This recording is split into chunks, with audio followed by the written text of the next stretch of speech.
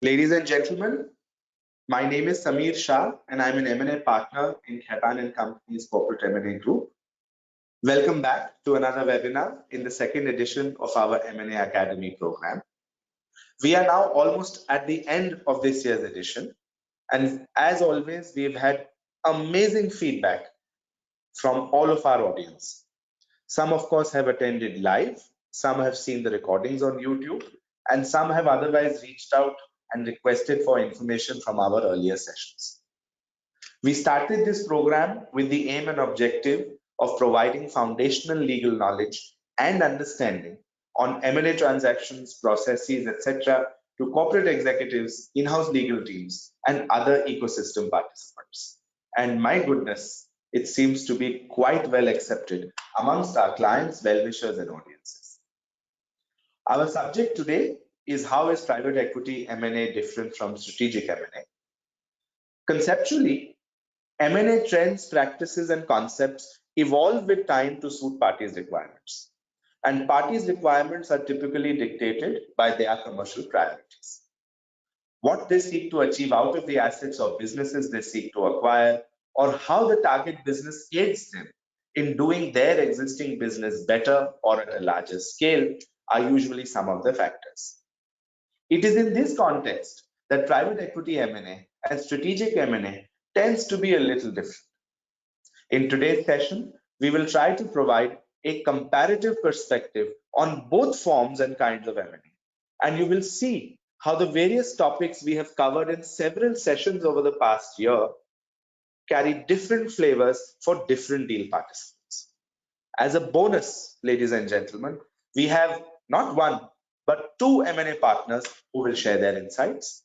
As a result, today's format is a little different as we don't have a presentation up front. Rather, I will ask some curated questions to our speakers, the source, of course, being what we believe is most relevant to this topic based on our vast experience, and also several Q&A and comments we received as a part of the registration process. The discussion will be followed by live audience Q&A. So please feel free to keep submitting your questions using the Q&A chat box. Whatever questions we cannot unfortunately cover during the webinar, we will respond to offline over email. And after the webinar, the recording, the summary notes, and the slides will be available to the participants. The recording will also be uploaded on YouTube. To introduce our speakers today, we have with us my partners Monica Srivastav and Nidhi Kilawala. They are both based out of our NCR offices, although they work on projects nationally.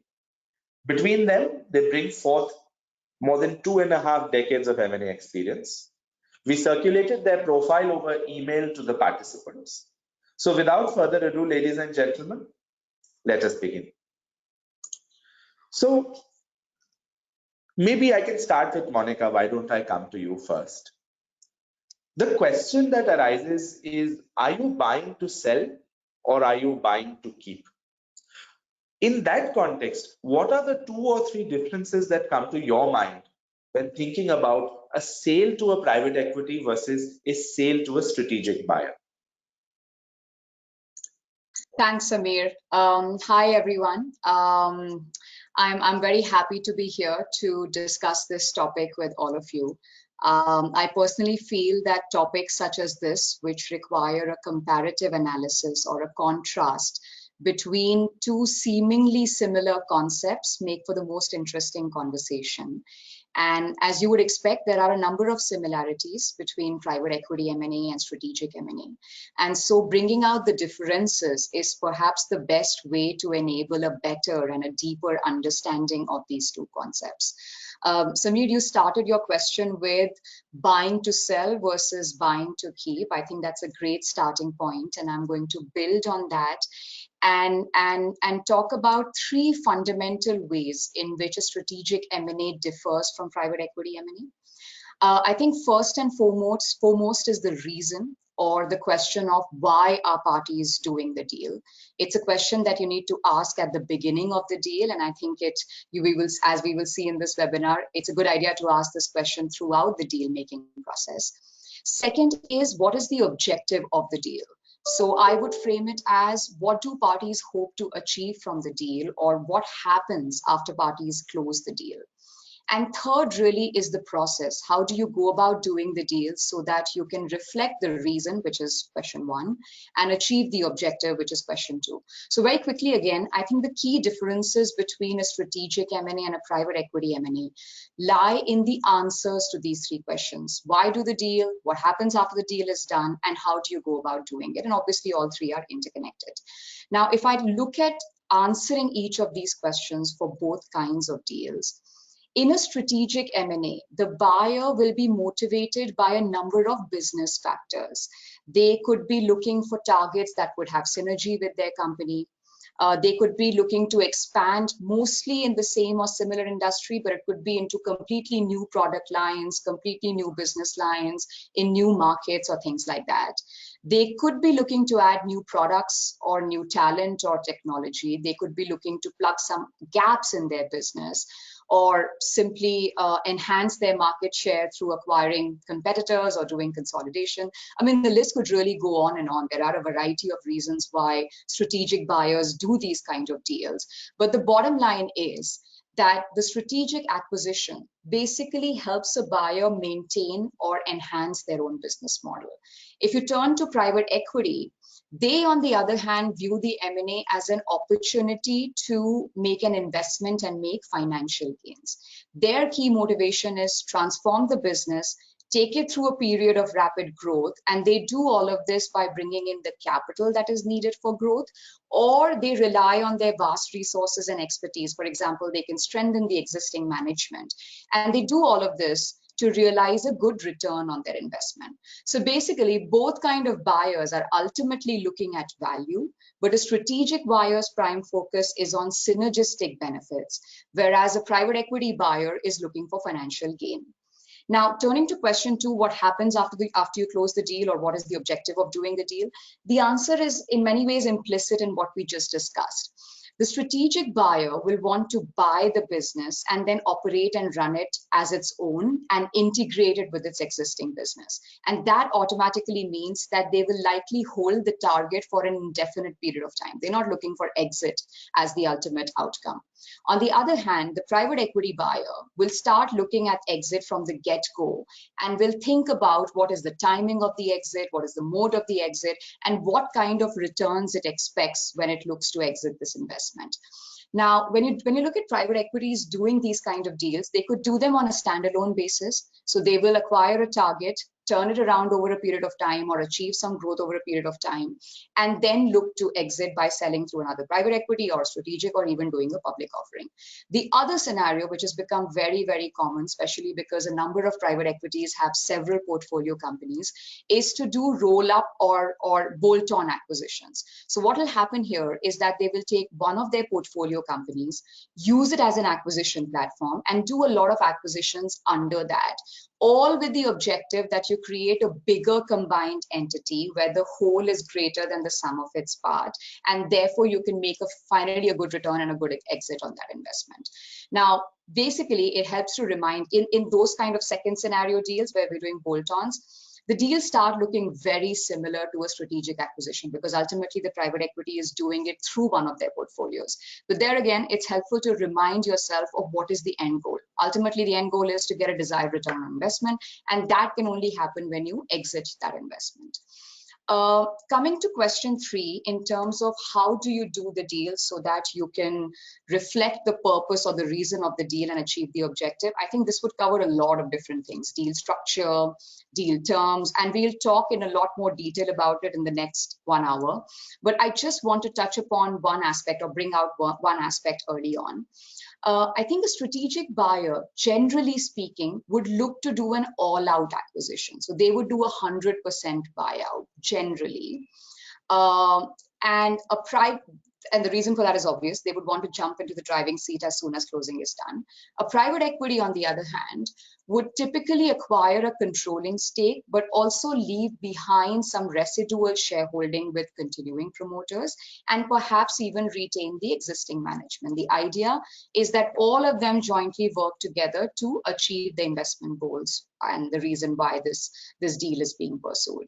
So I think overall, I would say, I hope that gives you a framework for how strategic buyers and private equity buyers approach deals differently, and how these two deals could be fundamentally different despite many similarities. Okay, great. So what you're essentially saying is the lines are a lot more blurred than perhaps one would imagine. But nonetheless, let's try and color that picture a little more. And maybe I'll take the word that you used, control, and maybe I shift to Nidhi. So Nidhi, particularly on control deals, and Monica spoke of private equity backed buyers doing bolt-ons and private equities themselves doing control deals. In your experience, how does a strategic buyer's approach to a control acquisition uh, differ from, say, a private equities, or is it the same? Which or the other is it? Sure, no, thanks for that, Samir. Hi, everyone. It's an honor to be speaking with everyone here today.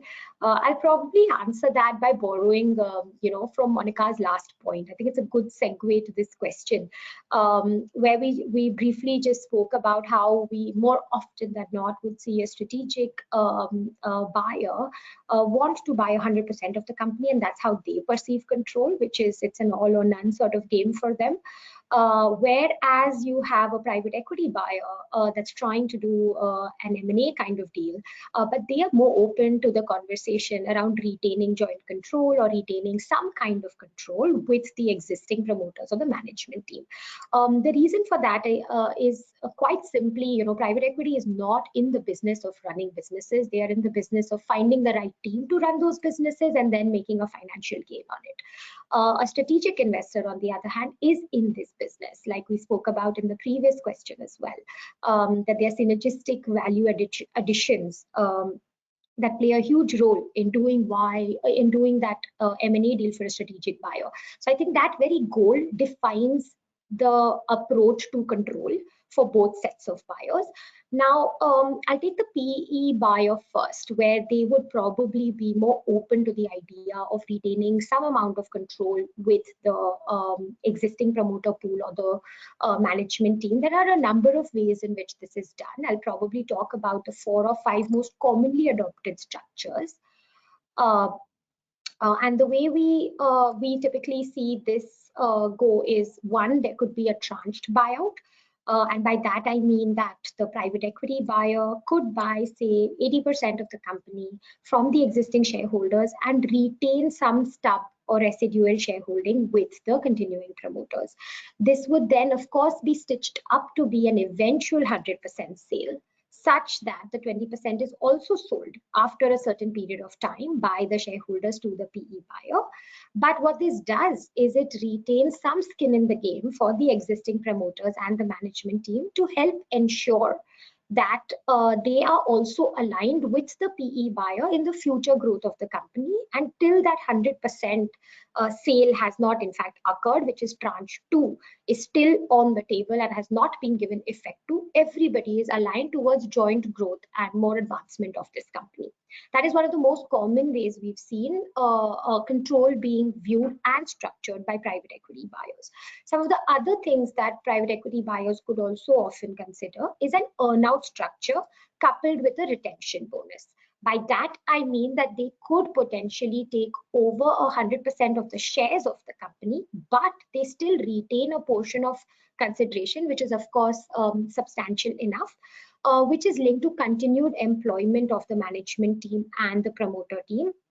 And of course, their performance, both individually as well as collectively at the company level. So this would be both simply a function of time, which is the retention bonus, to say that if 2 years from closing, you're still employed with the company in the current role that you have, then you would be paid X dollars.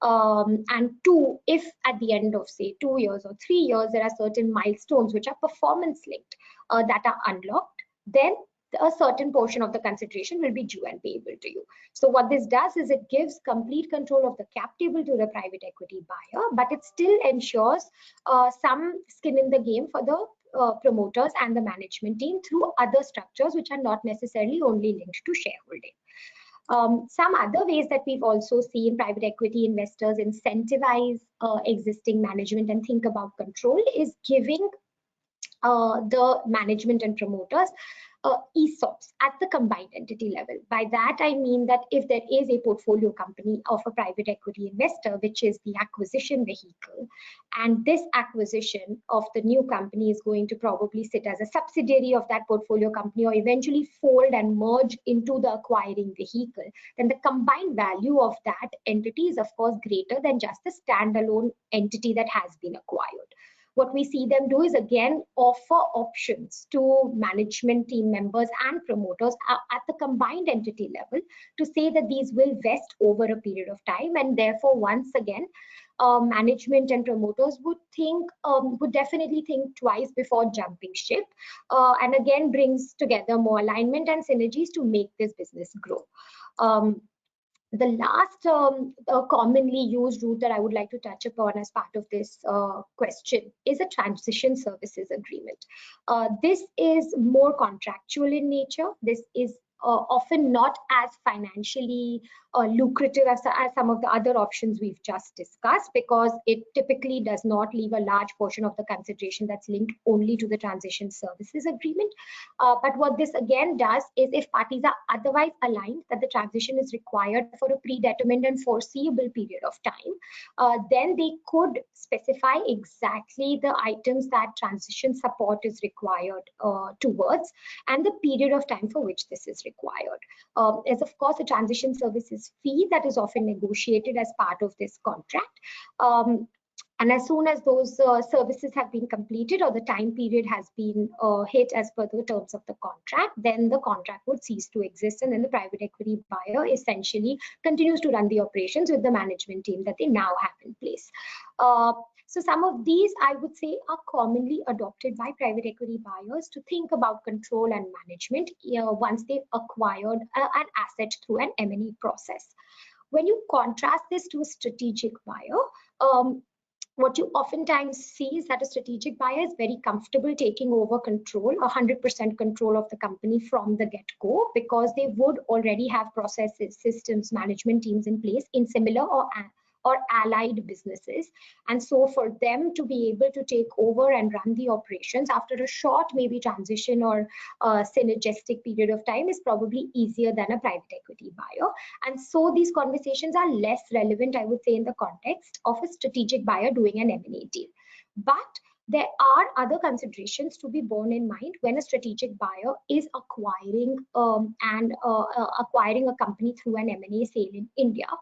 I think it becomes very important to talk about some of the applicable foreign exchange limitations and considerations here, because a lot of strategic buyers could have raised capital from foreign investors. So while they may be companies that are otherwise incorporated in India, they could be what we refer to as foreign owned and controlled companies, also called FOCC in short. So if you have an FOCC strategic buyer who's looking to acquire another company through an M&A sale, then it's important to know that the sale can only happen in compliance with the applicable Indian exchange control regulations. Some of the important considerations to keep in mind are the price at which the deal is happening. It's easy to probably color this with it's a resident company buying shares of another resident company, and so this can be at a commercially contracted value. But it's important to keep in mind that the manner in which the cap table at the strategic buyer is also built could have a knock-on impact on some of the terms of the sale, including price, including the manner in which you're thinking about structuring the consideration.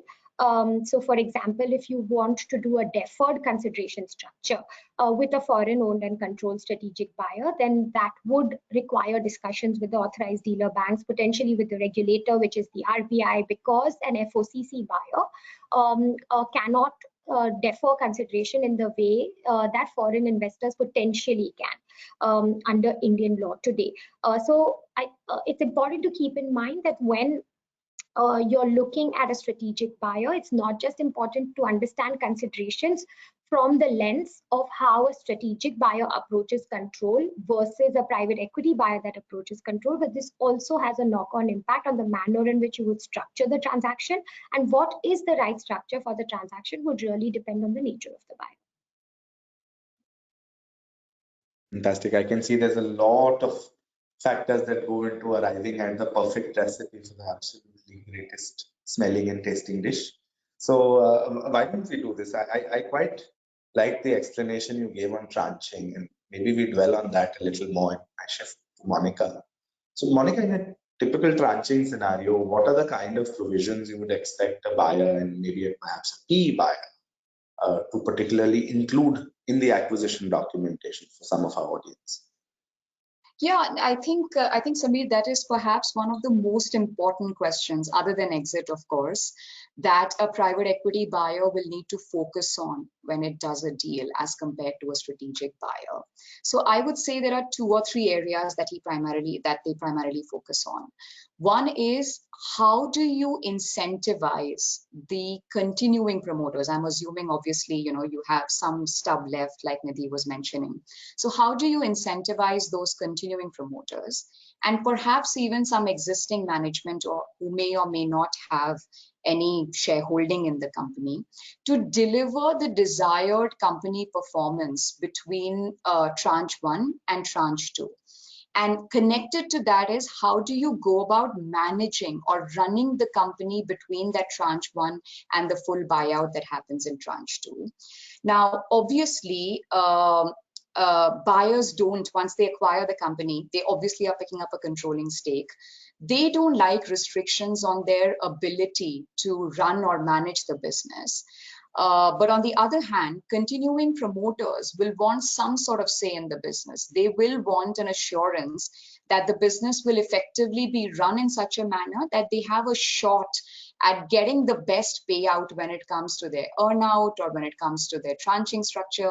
Very often tranches would be linked to different valuation multiples depending on financial performance. So buyers naturally will want, the continuing promoters naturally will want to have some degree of influence in how the business is run. And if you think about it really, it seems like these are slightly divergent interests. The buyer, the private equity buyer, is not willing to cede control, but the continuing promoter wants to have some degree of influence. But if you really scratch the surface, you'd see that philosophically they should be aligned, because both of them are working towards the same end goal. The private equity buyer wants a great exit, and the continuing promoter wants to sell their remaining stake at a great price. So they basically want a good bite, a good second bite at the apple, right?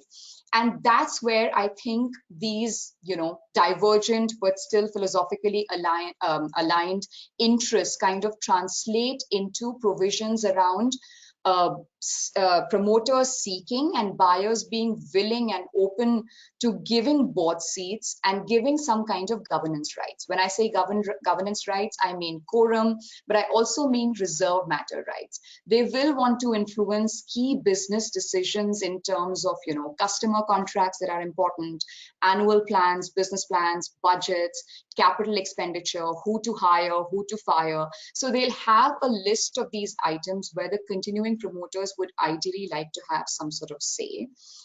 So that they can again work towards, of course, being aligned with the buyer. Relatedly, I think they would seek a bunch of information rights and basically set up this whole construct in such a way that it doesn't diminish their ability to deliver on the desired performance. So I think all of that makes the earnout and the tranche structure drafting a little bit complex, a little bit nuanced, and you have to keep in mind at all points what is the ultimate goal that both parties are trying to achieve. The second aspect that I would say private equity buyers spend a lot of time when they're doing these deals is how to get the continuing promoters to play along when it comes to exit. So whenever an exit opportunity presents itself, they want to be able to have the right to call on the shares or to be able to drag along, which naturally brings you to having those kind of rights in your deal documentation. Plus, I think it becomes very important for the intervening period between tranche 1 and tranche 2, how to control the cap table. You want to put some restrictions on the transferability of shares by the continuing promoters so that you are not surprised by any new third parties coming and sitting in the company. So I would say those are the aspects that become very relevant for the entire phase between tranche 1 and tranche 2. I'm just going to quickly contrast that with the kind of concerns a strategic buyer would have as well. None of this, if you think about it, would be relevant to a strategic buyer. Strategic buyers are typically not pursuing tranching, like Nidhi and I have been discussing. They're usually interested in doing 100% acquisition upfront. Obviously, there are no hard and fast rules to this. There can be exceptions. Sometimes even a strategic buyer will say, I want to leave some stuff behind because let's say I'm entering a new market and I want to rely or lean on the local party to get some on the ground support, maybe for a short transitional period. So there can be exceptions. But assuming a strategic is doing 100% buyout, none of the points we discussed around board seat, governance, exit are relevant. Instead, the entire focus will be on what needs to be detailed in the deal documents in terms of how to achieve integration post-closing. So that could be aspects such as the strategic buyer may want to reduce some of the workforce. And there they need to look at separate payments or things like that so that they can prepare for what happens post-closing. They may want to rationalize some of the spaces that the target is using and rather move the target's workforce to some of their own locations. So things like that will basically mean detailing the steps for integration and what needs to happen immediately after closing. And then, of course, there will be elements around, do you want to rebrand the business? What happens in terms of communications to customers? So lots of governance around, also because there are no continuing promoters here, right? Promoters have entirely exited. You need to have robust governance in your documents, which enable you to seek the support and cooperation you need from the promoters. So I think that drives the whole closing conditions or post-closing governance in a strategic deal in a much bigger way than would happen in a private equity deal, where he can just simply rely on the continuing promoter for support and going forward matters. Understood. So I think clearly there's enough and more to be done in terms of tranching and various permutations and combinations to suit the purpose. And maybe Nidhi, I come back to you. So we spent enough time on tranching, and you mentioned in your previous answer that the deal structure will vary, obviously depending on the nature of the buyer. Could we get a little more granular, maybe some more bells and whistles around what are maybe some examples of specific items that you would see differing from one buyer category to another buyer category? Sure. I think the first thing I'm going to get out of the way when we talk structure, at least as a deal-making lawyer, it's synonymous with taxation and tax-related considerations. So I think for our audience, I think it's just important to understand that tax issues are tricky. Tax issues do feed directly into why a certain structure is being adopted. And so all of the questions that we're sort of answering today, even from the perspective of whether it's a strategic buyer lens or a private equity buyer lens, I think one important thing to note is that we're not talking about tax issues because we are not experts on taxation law matters. But when we do have a deal that requires those considerations to be borne in mind, you bring in the right experts and reach out to the right team of lawyers to be able to help you do that. So I'm not going to really focus on some of the tax related items here because that often is a huge consideration factor. But what I will say is that when you are looking at a strategic buyer versus a private equity buyer and the manner in which different deal structures can be adopted by the nature of the buyer, the first item that one should keep in mind is that a strategic buyer will almost always have a Indian vehicle that it is using to acquire the asset in question. And so the manner in which the deal can be structured can be multifold. It's a pure play share acquisition, which we've been talking about. It could also be a business transfer or an asset transfer agreement. And some of those things are more relevant in the context of a strategic buyer, because let's take the example that the buyer is trying to, or the buyer is interested only in certain specified assets or a certain business undertaking of the seller entity, but the seller entity is otherwise into diversified businesses, does more than one one thing and is looking to offload, say, its non-core business, which a strategic buyer is interested in. In situations like that, a strategic buyer could have access to more than one structuring option, and then a share sale probably does not make sense in that context.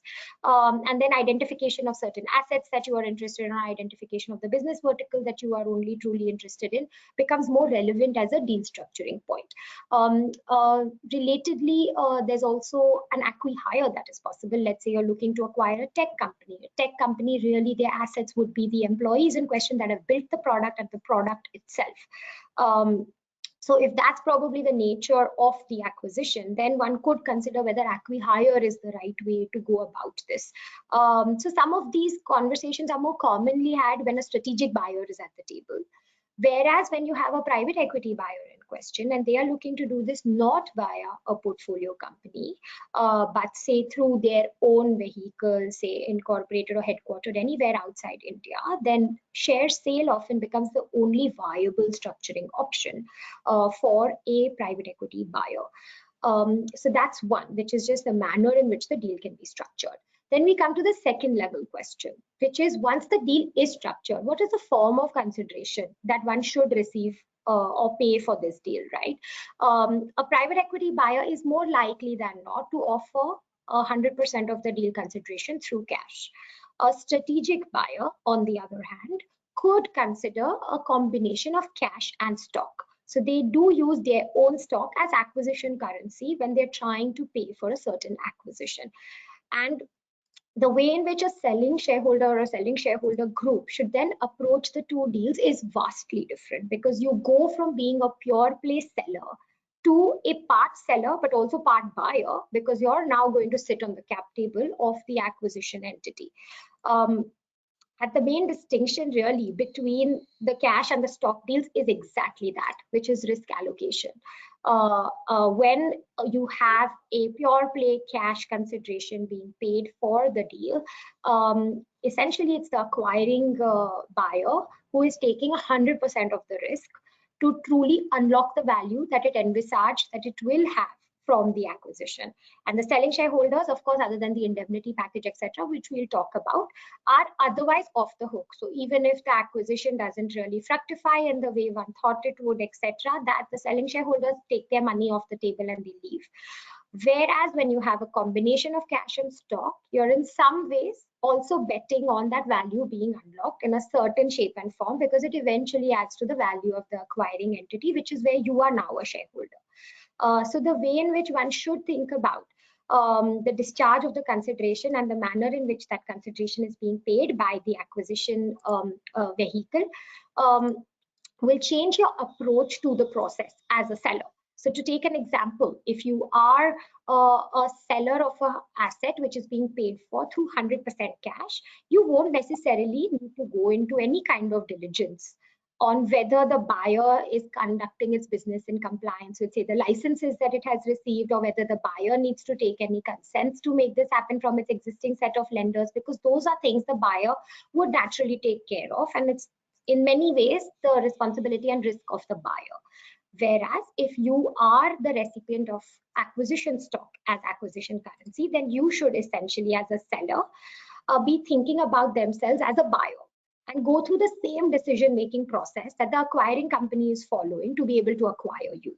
And there what you see is the negotiation and the rights package discussion will greatly vary. So when you are a part stock seller, through the acquisition consideration, then you would also look to negotiate a shareholders agreement with the acquiring buyer. There you would seek certain minimum level of protection that you think you should have as somebody who is the latest entrant on the cap table of the acquisition vehicle.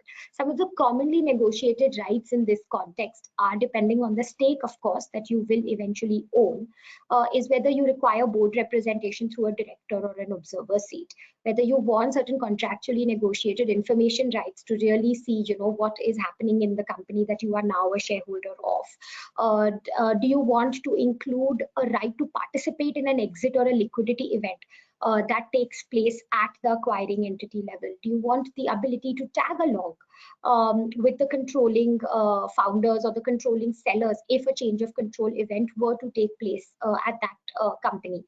You would also probably think about negotiating free transferability for your shares that you hold in that company, because eventually if you had been paid this cash, it would have been unfettered in many ways. So if you've been paid stock, you'd still want it to be freely transferable at a time that you would want to liquidate that asset. So those are, I would say, broadly the kind of deal structures and deal structure considerations to bear in mind, depending on whether you're a private equity or a strategic buyer. Excellent. And just to sort of move back to Monica, and I guess we've spoken enough on deal structures, and now let's actually get down to, fine, we've agreed on a structure which works on paper and it works in principle, but a very, very important word which I will pick from Nidhi's last sort of explanation is diligence. And I guess while in a stock scenario, maybe a seller should look to do diligence, who's to say, but definitely a buyer, from the buyer beware concept, must do due diligence. Now, is that again something which differs from a strategic to a private equity?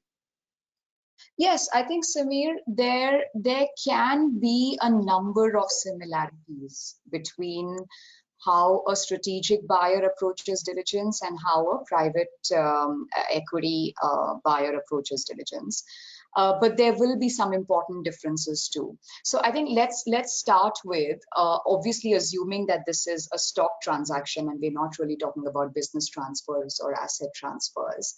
The diligence will likely be driven by the industry.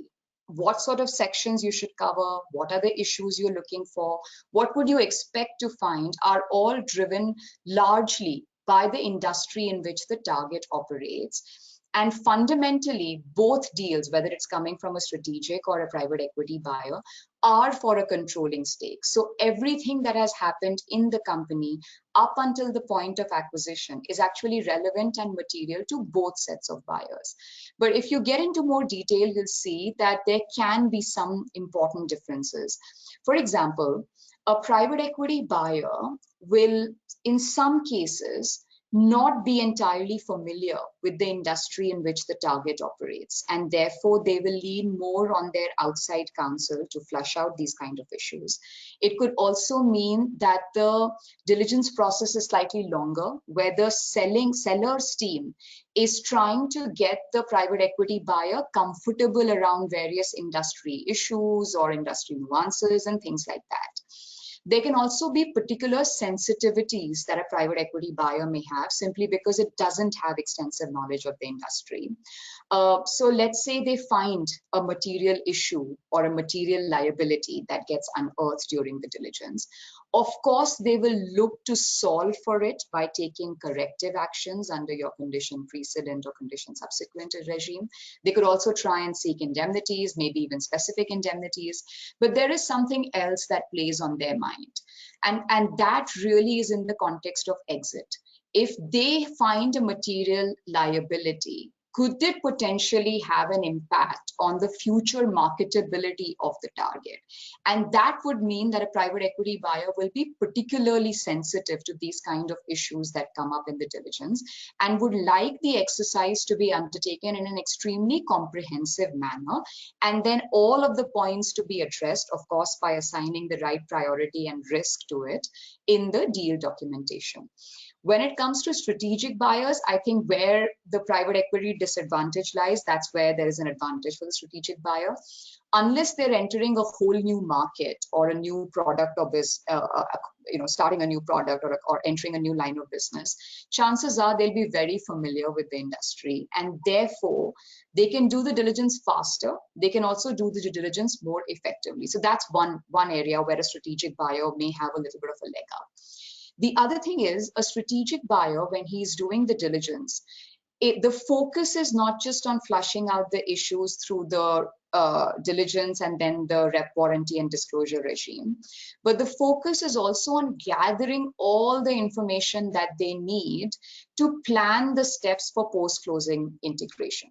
So like I was mentioning earlier on in this conversation, they may want to let go of some of the workforce at the target's end, and that requires analyzing what severance payments and other things could be triggered. They may say we don't want to maintain all the offices and locations. They may also say that we don't want to continue. They will probably integrate the business into their own, which means that the employees will get migrated to their own HR policies and their own benefit plans. And therefore, for a strategic buyer, it's not really particularly important to do extensive diligence on HR, benefit plans or policies and things like that.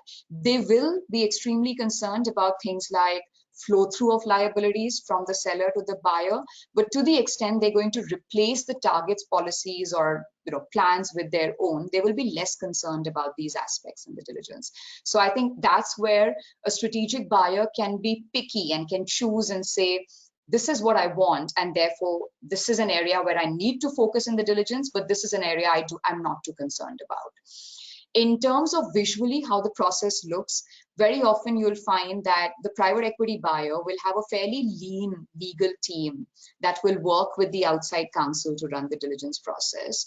But where strategic buyers are large companies or large conglomerates and they've done acquisition as a strategy for growth, they will very often bring not just their legal teams, but also departmental heads from various departments. So they'll bring their IP, they might bring their tech team, their data privacy team, their real estate team.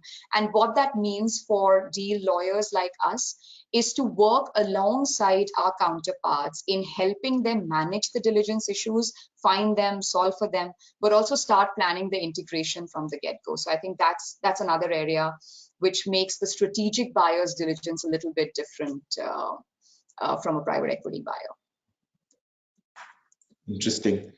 We do this all the time, but only when you start to sit and summarize them is when you see all of the nuances that go into. Yeah, I'm conscious of time, and I can see the chat box has been buzzing while Monica and Nidhi have been at it. So why don't I do this? Let's go to the last question we have as a part of the panel. And if I counted right, Monica probably said exit at least 26 times. So Nidhi, why don't you tell us, when a buyer is looking to buy and it's actually a buy with looking to sell, what are the things that the buyer needs to keep in mind to facilitate a good exit going forward? Sure, thanks. So like we've discussed, right, the strategic buyer really looks at a buy and hold strategy, whereas a PE buyer is really buy, improve, and sell strategy. And that last bit there, which is the sell, is key to how the documents and the rights package really looks. A PE buyer would probably retain some stub shareholding with management, and therefore it's very important that there is a clear understanding on what is to happen with those shares if this PE buyer were to come by a lucrative exit option and wants to exit and deliver 100% exit before, in fact, tranche 2 of the deal is over. So what we see in negotiation rooms at times when these deals are getting stitched up is that there are oftentimes a drag option and a call right that is negotiated as part of the rights package. So drag is quite simply what it obviously implies, which is that the PE buyer will have the option to drag the minority shareholders on the cap table on terms and price that it thinks it's able to achieve. And all the drag shareholders have an obligation to comply and deliver the sale in the manner set up by the PE buyer. A call, on the other hand, is also quite similar, but there is no requirement to necessarily sell to a third-party buyer. A call could just be that the PE buyer is exercising its call right to essentially become 100% owner of this company. And then whether it chooses to sell at that moment in time or it chooses to sell after some time is, of course, left to the discretion of the PE buyer. A key factor, of course, becomes the terms of this drag or call and the price at which that needs to be done. And it's the subject of hotly debated negotiations where people like me that are deal junkies love to sort of just sit and watch principals have that conversation. But that's really where I would say a lot of the exit related conversations for deals like this spend most of the energy and time. on. And the last thing that I will say on this is, again, it depends when you are looking at a strategic buyer, what is the eventual goal with that acquisition? So like I mentioned, in the context of a PE buyer, it could be a drag and a call. A strategic buyer, on the other hand, is not looking to exit, but it will think about how that brand is eventually going to contribute to its current story. We've spoken about a bolt-on acquisition. In contrast to that is also something strategic buyers call tuck-in acquisitions. And really what you're trying to do with that asset post-acquisition will decide how you think about an exit strategy for the company you have acquired. The best example of this, which probably all of us would resonate with, is Facebook. Facebook does acquisitions all the time. Facebook did an acquisition in 2015 called The Find, which is basically what we know today as the online shopping marketplace that Facebook launched. So we don't probably know of The Find at all. But that's because it tucked into Facebook and became the Facebook online shopping marketplace. But contrast to that is a bolt-on acquisition. Facebook acquired Instagram. We still know Instagram as Instagram, and we don't think about Instagram as we probably think about Instagram as a standalone entity from Facebook. But I think the point I'm trying to drive home is that when a strategic buyer thinks about these acquisitions, it's probably not thinking about exit in the same way that the PE buyer is, but it still always has its eyes on what it needs to do with the vehicle that it has acquired. Because if it's a bolt-on, they'll probably let it be, just like the Instagram example. But if it's a tuck-in acquisition, then they will need to find a way to find an exit for that entity such that it's found its path and home with the acquiring vehicle, but then you think about retiring that entity. Okay, excellent. I think why don't both of you just grab your breath? We jump into the Q&A, and I will in fact start with Nidhi, because there's a question which we received right at the very beginning, and it says, hope to see you address promoter exit in a scenario where they have a small tranche left behind, but no tranching has been agreed between the parties. I guess you spoke of drags and calls, which is where I may not want to sell. I think the question is, what do you do if the promoter wants to sell? What should they be looking to structure? Right. So I think if there's no understanding between the two parties on the sale of the stub shareholding held by the promoter, I think it's unusual for that to happen. Nobody wants to sit with a minority shareholder on their cap table who could create nuisance value if nothing else. Even from a process standpoint, you have to give notices of shareholder meetings, quorum requirements kick in, etc. So it's unusual for there to be no sort of understanding on what should happen with the stub. But if we were to sort of go with that there is no stub today, and how would a promoter then think about his stake in the company? I would say in that case, the promoter should think of himself like a minority investor on the cap table, who should then have minority protection rights, because you've now given the reins to a majority owner. They are free to run the company as they please, but equally they're not letting you leave the cap table by giving you that natural exit. And so you would want to probably have a seat at the table as far as board meetings are concerned. You'd want to be able to weigh in on key decision-making matters because they affect the company's journey as a whole and reputation as well, which you continue to be tied to. And the third thing you'd want to do is definitely have the ability to make that asset which you continue to hold, which is shares of the company, liquid whenever you please. Of course, there could be conversations around competitor share transfer restrictions, etc., which are value depletive to the company. So those are reasonable conversations to have at that time. But I would really think about this in three broad categories, which is economic, governance, and share transfer related. Understood. So maybe Monica, if I shift to you, there's a question around post-transactional liability, and rather there are 3-4 different questions, so I'll try and melt them together. Essentially, as a seller or as a promoter, depending on whether your buyer is financial or strategic, should you view your liability exposure differently or not? And what are the things you can do to ensure you have a good appetite for the right amount of risk? Sure. I think there wouldn't be that much difference whether you have a strategic buyer or a private equity buyer, because ultimately we're talking about a controlled transaction. Both of these buyers are looking to buy the business and then run it on their own. One of them may be looking to hold it, the other may be looking to improve and sell it, but ultimately they have to live with all of the historical issues. And from that perspective, regardless of what is the kind of buyer, they will want to make sure that the sellers are held accountable for all pre-closing liabilities.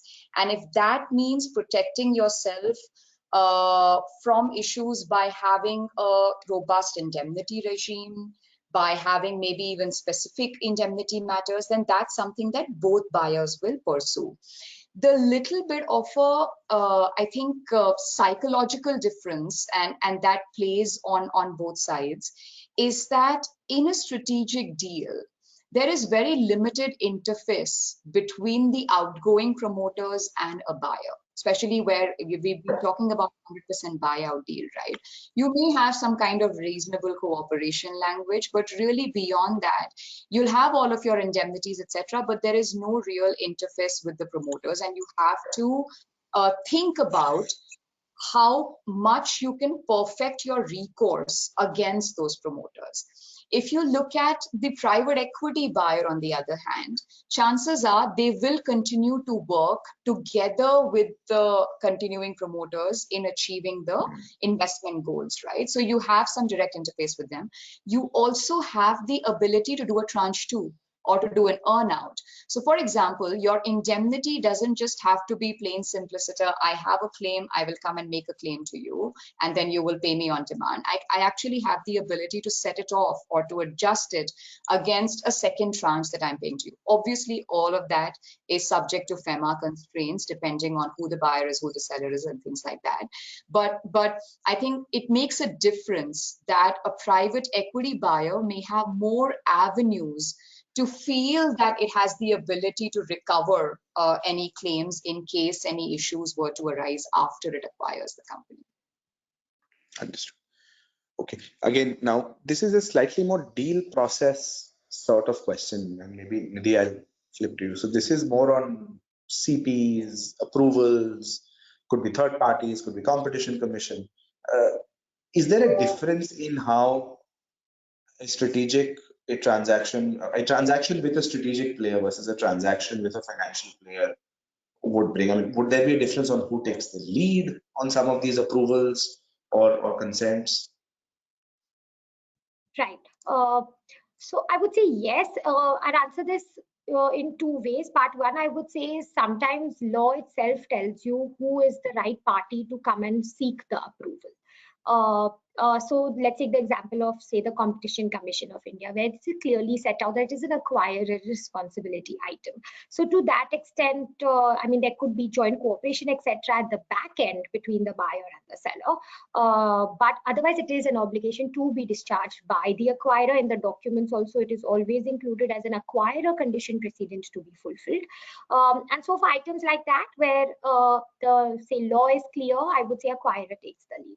For other items which are, say, more contractual in nature, where the law doesn't necessarily set out who should be applying, but just has a consent requirement, that I think there is a more real conversation to be had. But even in those circumstances, I think more often than not, what we see is that the promoter company, which has been, the promoter entity that has been running the operations, are the natural applicants. Because they've sort of been managing business relationships, let's say customer contract.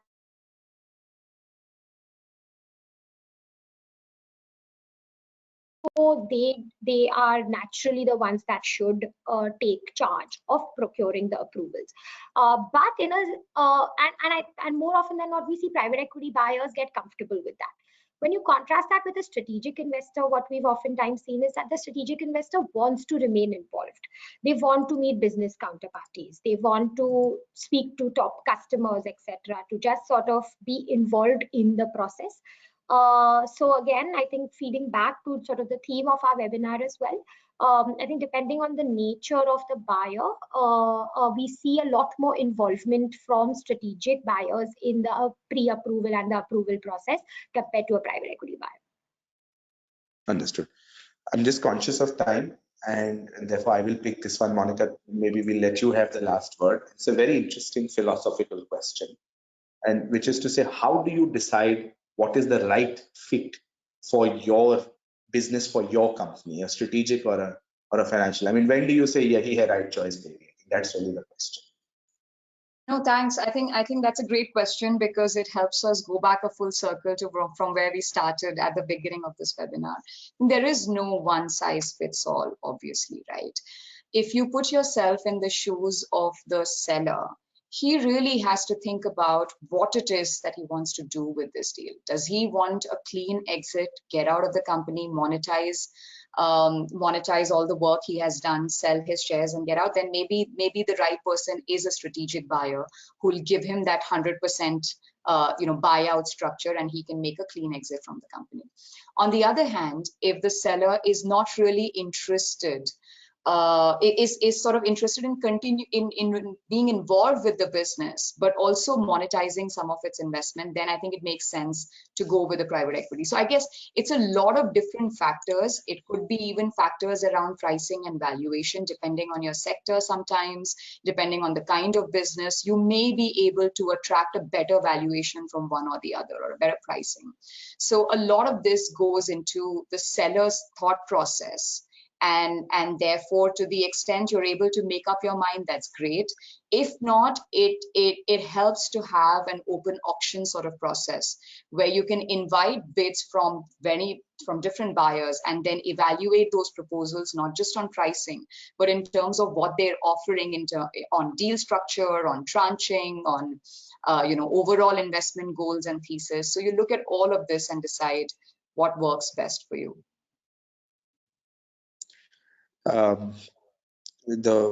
We've just received a message from the back end that we're ahead. I mean, we're behind schedule. So I will pause the Q&A now. Ladies and gentlemen, we have more questions. Like we said, we'll respond offline. And thank you very much, Monica Delhi. I think that's a lot of ground we've covered. Before we conclude, we would like to ask each one of you to take a poll. It's a short poll, and the slide should be on your screen any minute now. We take this very seriously as a part of our ongoing development, and the feedback helps us improve and improvise on this program. We will separately also send you a request for your feedback on the webinar. The form itself takes less than a minute to complete, so please do take a moment to complete that form.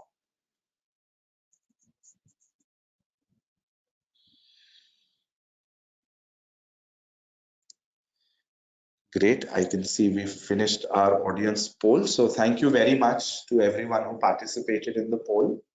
It was certainly a thought-provoking event for me. And if I have to summarize some of the key takeaways for me from today's webinar, is to begin with, a company or a seller needs to assess what their aspirations are and prepare a wish list. And as is the case in life, you don't always get what is on your wish list. So it's also important to accompany that with a list of what are your must-haves. And certain things might suit a strategic buyer, whereas certain things may suit a financial buyer. And to ensure that you get all your must-haves and also get as many good-haves as possible, it is essential to weave those into your process and strategy. And the key to this is to have knowledgeable and experienced advisors on your side who can help you course correct and design a clear roadmap. So with that, I would also like to thank Monica and Nidhi for sharing their experiences and knowledge so succinctly yet elaborately. I think it's a very vast topic, and the amount of time we've slotted may not necessarily always do justice. Many thanks also to our live audience and our recorded audience who've spared their time to see this. We hope you found this webinar interesting, and please do not hesitate to contact us regarding any matters arising from this webinar. Our contact information is on the slide in front of you. Thank you once again for your attendance, and we look forward to being of service again at future webinars.